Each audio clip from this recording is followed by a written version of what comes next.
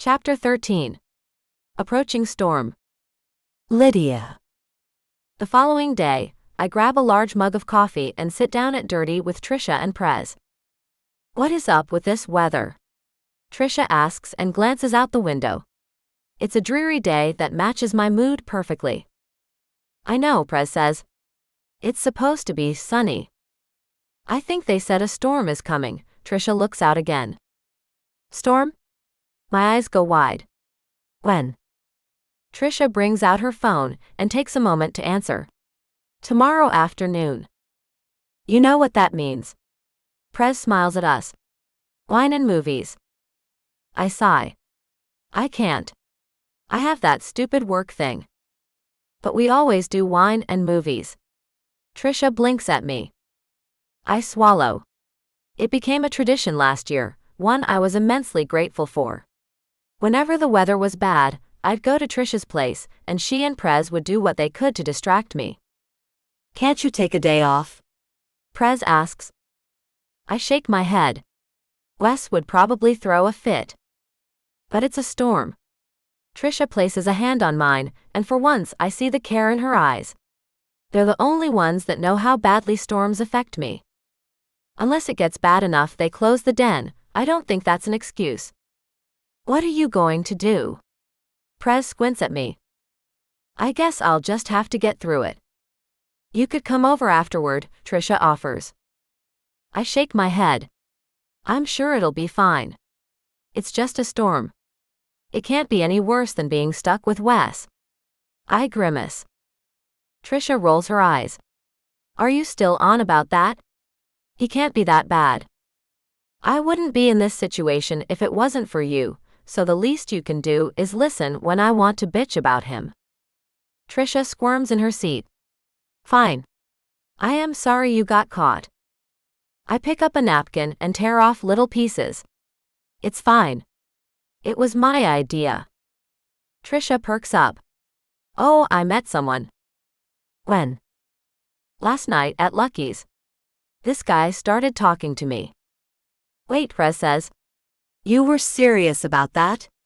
"He's not even good looking. I thought you gave him a fake number to get rid of him." "He's cute." "And yeah, I gave him my real number. We've been texting, and he wants to see me again." "When have you been texting?" Prez asks. "You only met him last night." I lean back and sip my coffee. Trisha blushes. "This morning. And last night. He wants to pick me up for a date tonight."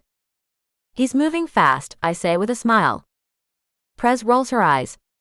"He probably wants to get to her before she loses her beer goggles." She turns to me. "So, do you want to do something tonight then?" "I have to work on an assignment." Prez groans and I almost laugh. "Maybe you could work on your assignments as well." "Why?" "It's not like I even need the degree. Daddy will get me a job if I want one. It's still good to have a degree. And that's why I have Alex." I shake my head.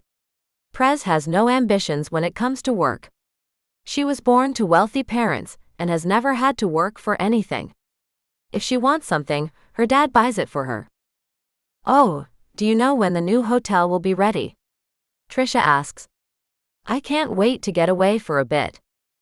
"I'll have to ask, but Christmas for sure.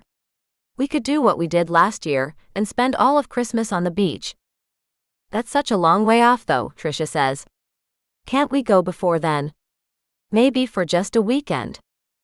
"Maybe. I'll ask." As Trisha and Prez keep planning our weekend getaway, I drift off into my own thoughts. I started working on the extra credit Professor Turner gave me, and it's bringing back memories of my dad helping me film my own talk show when I was 8 years old. I'd show off my dancing skills and interview my friends.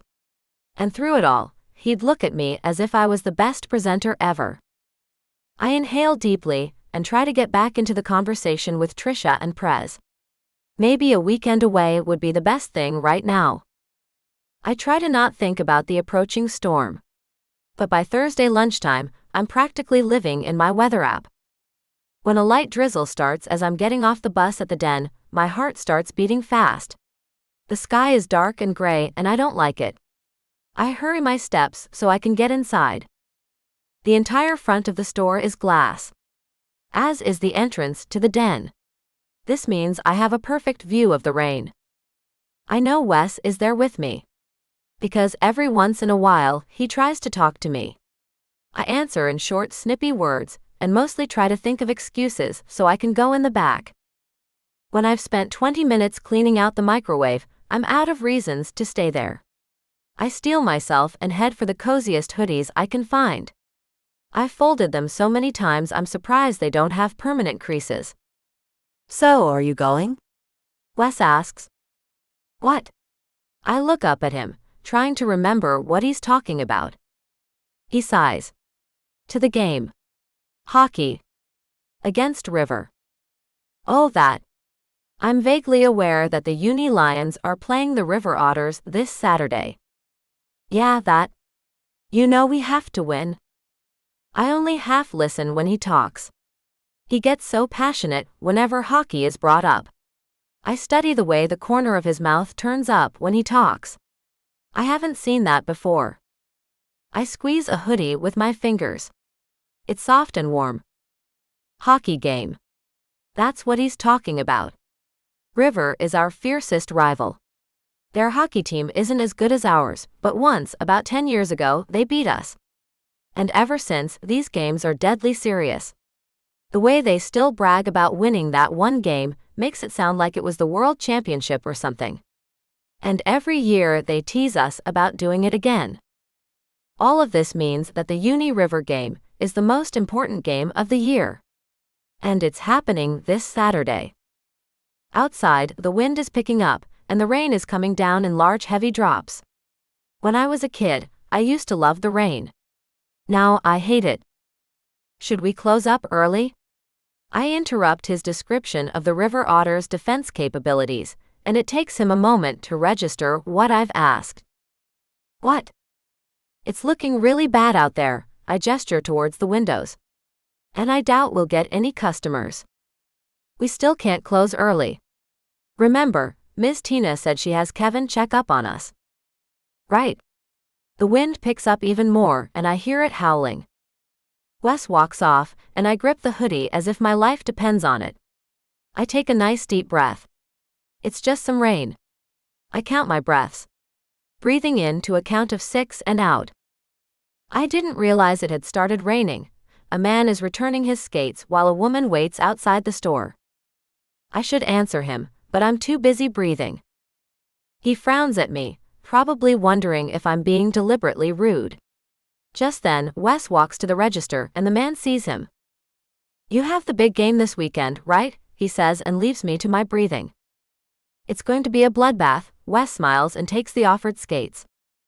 Good luck with that. Hope you win. We don't need luck. River is going down. The man laughs as he leaves. The small interaction was enough to bring me back, and I decide that the storm doesn't matter. I can do this. A few more people show up, wanting to get home before the weather gets bad. I keep checking my weather app, hoping it'll tell me the storm changed directions and magically just disappeared. It doesn't.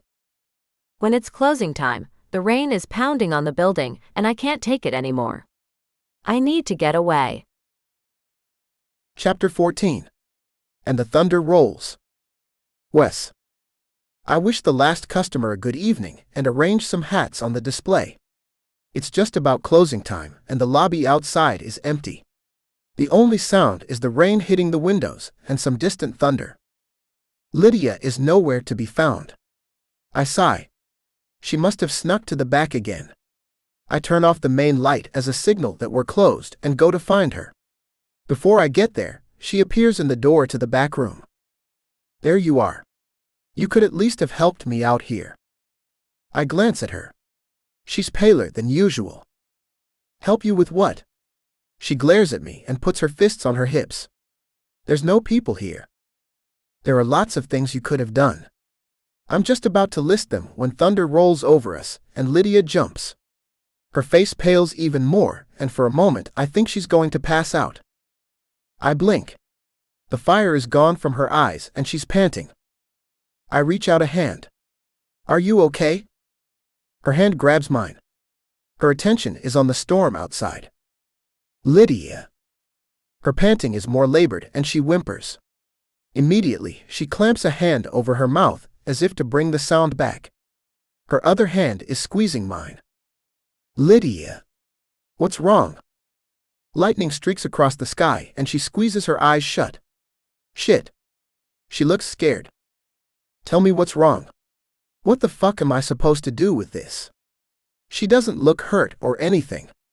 A tear escapes her eye and I sigh and step closer. I move slowly, not quite sure what she needs. When she doesn't protest, I put my free arm around her shoulders. With a whimper, she lets go of my hand and puts both her arms around me. She sinks into me so trustingly, so naturally, as if she expects me to take away all the hurt. I hesitate a bit, and then put my other arm around her as well. Then I hold her. She shakes and clings to me like a kitten. Her tears roll off her cheeks and onto my shirt, where she's pressing her face into me. I'm not sure how long we stand there. But I hold her. Her hair smells like coconut and lavender, and I inhale it as I wait for her to come to her senses. I should ask her what shampoo she uses. Without conscious thought, I find myself stroking her hair. It's soft and silky. She burrows further into me, and I clear my throat. Lydia. She inhales and goes still. What's wrong? She's not going to tell me. Her breathing has calmed down and the tears have stopped. At some point she gripped my shirt with both hands, as if she needed to make sure I wasn't going anywhere. But I can tell that whatever spell she was under is about to be broken. I'm no good to her anymore. Maybe she was scared of the thunder and I was a wall she could hide behind. But she's not going to tell me about it, because she doesn't need me for anything more. I stroke her back to impart some comfort to her.